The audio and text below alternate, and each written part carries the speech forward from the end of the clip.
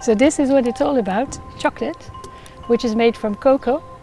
And globally the demand for chocolate is increasing, in particular from countries such as China, India and Brazil. And the demand is expected to increase even further.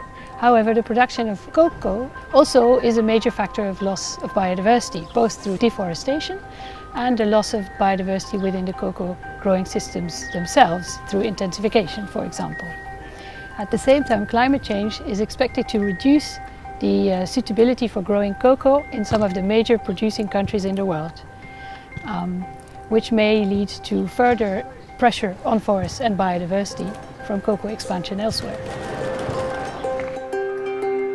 Possible solutions to address the impacts of cocoa growing on biodiversity include both producing more on existing cocoa land to avoid further deforestation and diversifying the cocoa systems themselves.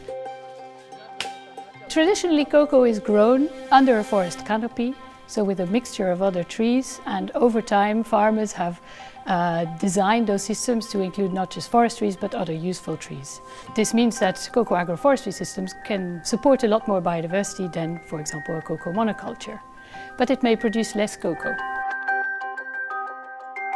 Making cocoa production more sustainable is a complex issue.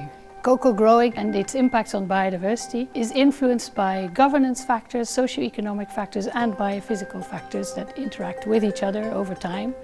And then now climate change is adding an additional factor to this.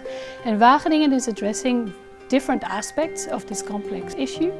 So in my research I focus on understanding what are the risks in terms of expansion and intensification of cocoa at the broad scale, even at the regional scale, the whole of West Africa, for example.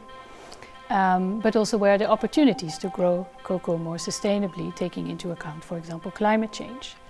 And I also look at the system level, so how can we support more biodiversity within cocoa systems and at the same time support more diversification for cocoa farmers in terms of their income, more resilient and more productive cocoa growing ecosystems.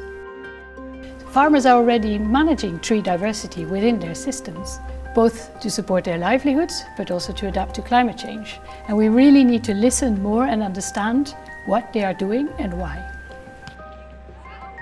The complexity of the issues surrounding biodiversity and cocoa growing are what keep me motivated, I think, to do research to try and address these issues.